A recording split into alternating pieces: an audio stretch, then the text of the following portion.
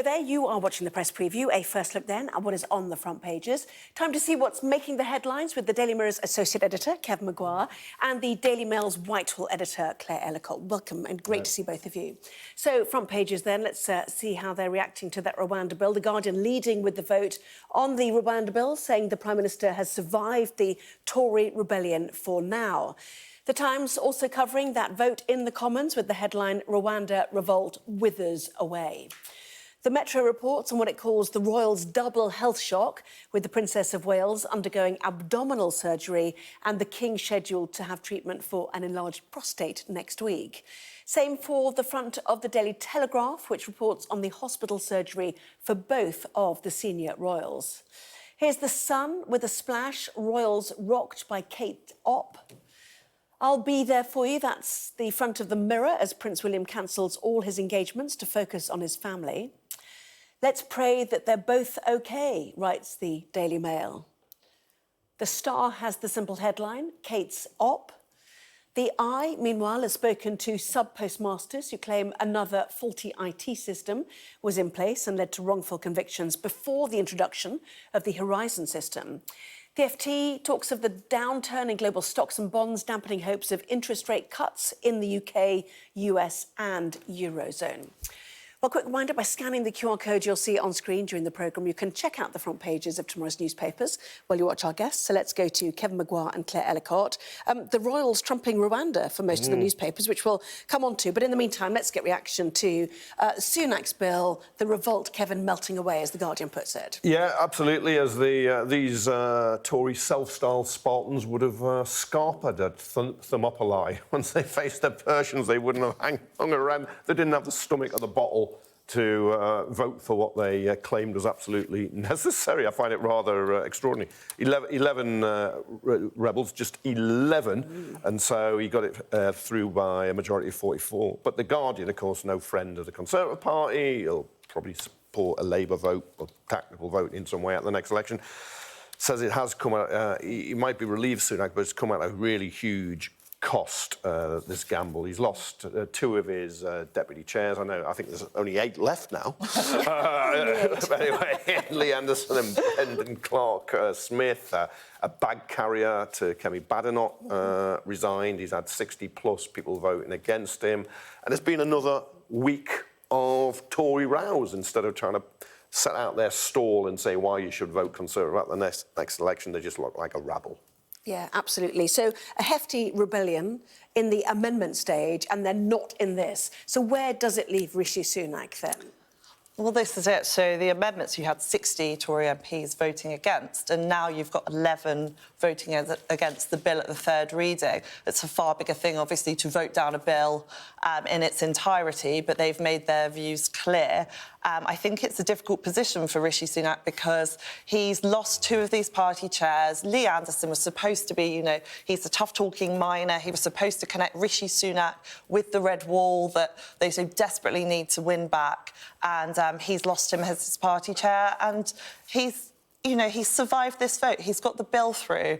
Whether or not that leads to flights to Rwanda, we are yet to see. But he looks weakened by it, and it's not ideal for him. It's not a good look. The Prime Minister will come out fighting in some way tomorrow to try and, his latest relaunch. I mean, there's been umpteen of them in the last few weeks alone. But 30p Lee Anderson was going to, he quits as a deputy chair. He was going to vote against this bill, but he went into the no lobby, saw all these Labour MPs who were sniggering because he used to be a Labour councillor and a Labour member, worked for a Labour MP, and he saw them smoking, so he walked out again and abstained. I mean, what backbone? I mean, that's jelly rather than a backbone.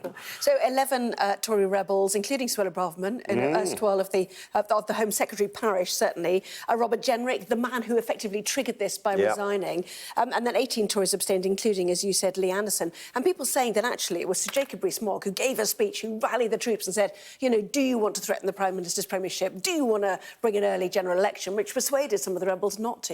Or is this a case of the bill itself does strengthen the status quo of what is here now? Well, it certainly does that. So Jacob Rees-Mogg gave a speech earlier this evening to 45 members of the Tory right, and they're all gathered in a room in Committee Corridor. I was waiting outside, and he said, this bill goes it's an attempt to get planes off to Rwanda. It's what they've asked for. It's what they want. Voting it down in its entirety, you then can't bring it back. You have the real problem with what are you going to do? This has been a huge problem for the Conservative Party, and Rishi Sunak staked his entire premiership on it. He staked winning the next election on stopping the boats, and it seems hard to believe that there'll be a way to do that without Rwanda being a deterrent. So Jacob Rees-Mogg, you know, he has been in government, he does understand the Constitution, and he has advocated for them to back this bill, and largely they followed him. And, you know, the rebels said tonight that as much as they did want to toughen up the bill, they realised they'd been beaten. They didn't want to make it a confidence issue and vote down the government, possibly triggering a general election early. And this is where we're left. But you see the damage here, and the Times, which have a YouGov survey. Tories are down, fallen to 20%, a level not seen since October 22 in trust. And on this issue, which I think they've misjudged the mood of the country with the Rwanda gimmick, which personally I think it's incredibly expensive, it's immoral, and with all those who think it won't work, the gimmick. But voters who voted Tory in 2019, now only 35% have any faith in Sunak on immigration, but 54% of those would trust Nigel Farage's Reform UK party, which is a hard-right party, very anti-migrant, and it's taking Tory votes. So it's not just Labour's surge that's hitting the Conservatives, it is the fact they're losing votes to this hard-right party, which was the Brexit party before that, UKIP. I mean, that is fascinating, because Downing Street thinking has been, on immigration, those who have voted Tory in the past still back us. They won't necessarily on the economy or on the health service, but they will on this issue. The problem is you're therefore doubling down on a policy which, one, you have not succeeded at, and two, your party is divided on. Yeah. So all you're exposing is your failures and your divisions. Well, I think it's a huge problem. I don't see how you win an election if you haven't meaningfully changed the situation with immigration. It's one of the things voters always come back to, that the Tories pledged to stop this. But they have meaningfully changed it. It's gone up. net migration hit a record of three-quarters of a million. The number of boat crossings down to 30,000, isn't it, from 45,000. But nevertheless, you cannot stop the boats. They will keep coming. You can reduce the number, but you won't be able to stop them, because they've wised up. They know Rwanda is a gimmick, and isn't, they're not going to be exiled there. Yeah, let's just look at the Telegraph as well. I mean, newspapers, like all of us, they're like jeopardy, don't you? You like a sort of perilous situation. So now it's sort of dealt with. It's absolutely tiny. One of the small stories there, Rwanda bill passes the final common stage. It's like they've moved on from it. Is that typical for newspapers, do you think, that? Well, I think also it was late, so that is a fact. That's a factor, though. Yeah. So everyone was having to crash it into their first editions and hold back pages probably to do it.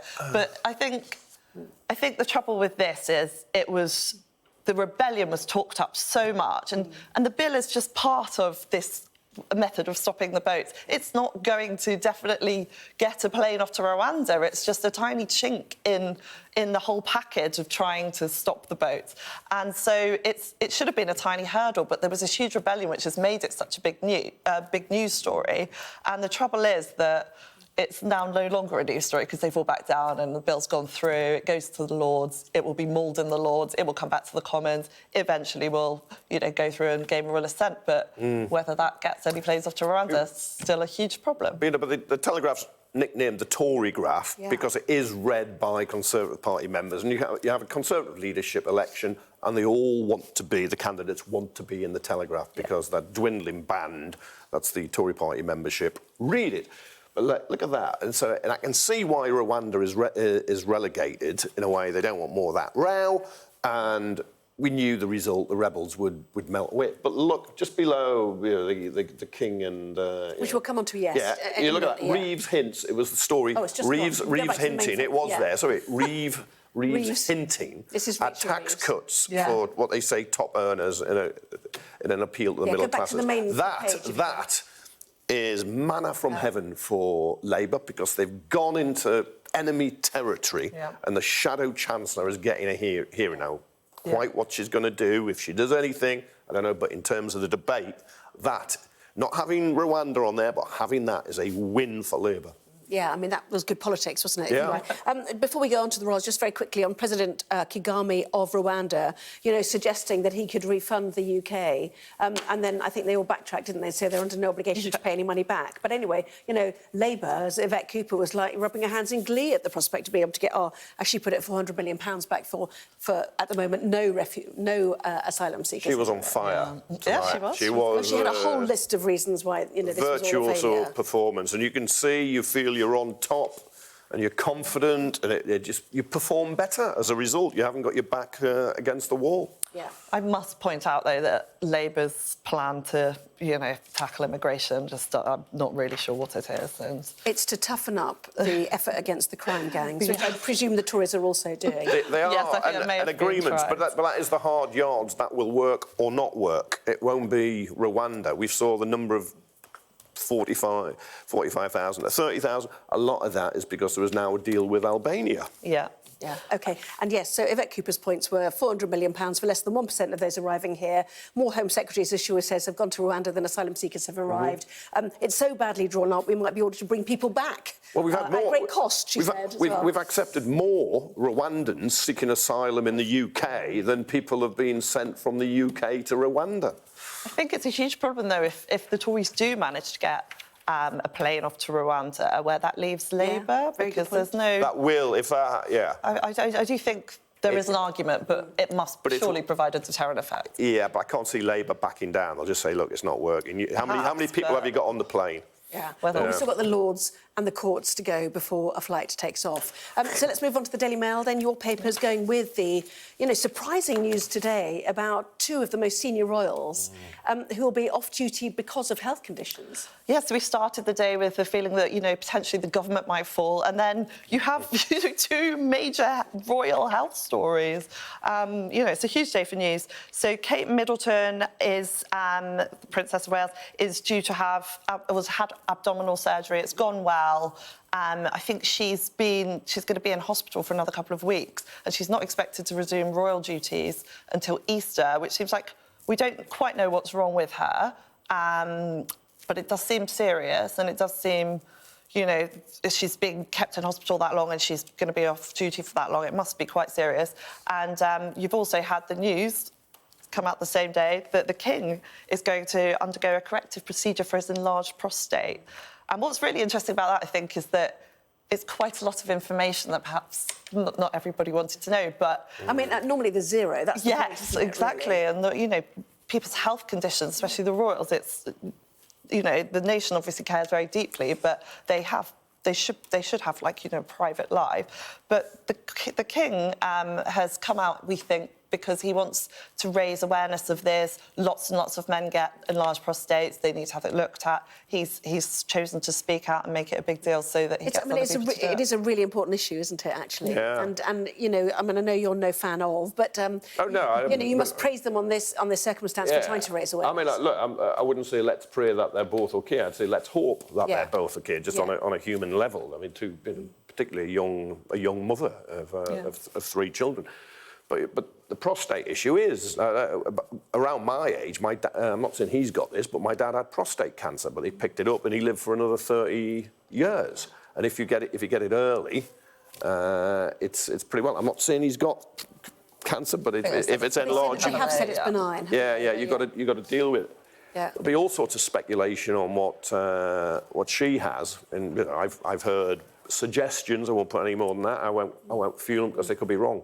But even in a private hospital where they charge you per night to keep you in for 2 weeks, means it isn't simple and easy. Yeah. Well, your paper's also gone for it as well. The Daily Mirror there, Royals hospital shock. I'll be there for Kate. Wills cancels all engagements as the Princess has surgery. Obviously, 3 children to look after and a nanny, obviously. But the point being that you've got 3 of the senior royals at a time when they've decided to shrink the royal family who are off the clock and not not doing engagements. So there's this groundswell of should you get more people actually to help now? Is Andrew rubbing his hands with glee? I think that's a chance of a comeback. Yeah. What scandal? I was thinking his daughters, in fact. Yeah.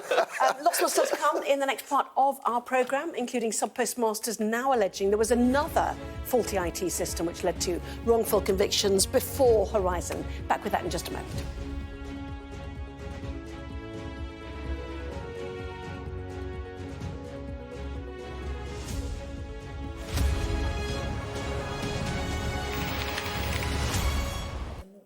Well, welcome back. You're watching the press preview. With me now, Kevin Maguire and Claire Ellicott. Welcome back to both of you. So, Post Office again, more revelations again. Kevin, what's the Eye reporting then? Yeah, there was another IT system that was absolutely flawed. It was called Capture IT before Horizon.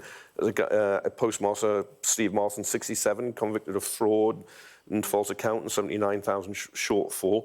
And Kevin Jones, the campaigning Labour MP who's been terrific on Horizon, is now saying, look, there is this other case. Now, when you get somebody like James Arbuthnot was very good on the Tory side, on the Labour side, it's Kevin Jones.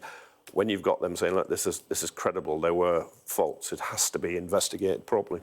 Do you know what? It's done a good turn for certain constituency MPs, or the role of constituency MPs. It's shown their value. Exactly and that. it can make a difference. Yeah, absolutely. Let's move on, shall we, to house prices.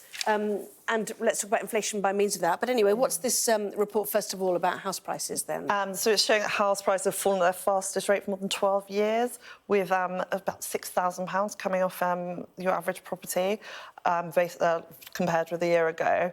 And, values dropping by 2.1%. It's, one of the first times we've been having warnings about house price dropping for ages, but it's probably the first crystal clear time we've seen this. We've also got inflation, as you mentioned, creeping up very slightly. Yeah. It's not painting a great economic picture. I mean, this is the Chancellor, isn't it, who wouldn't put up wages for public servants because it was inflationary, but would put up tobacco and alcohol, which has become inflationary. Which is inflation. Yeah, and in fact, wages in the public services were not inflationary if you were in health and education, because you don't pay for those services. So the prices don't exist to put up.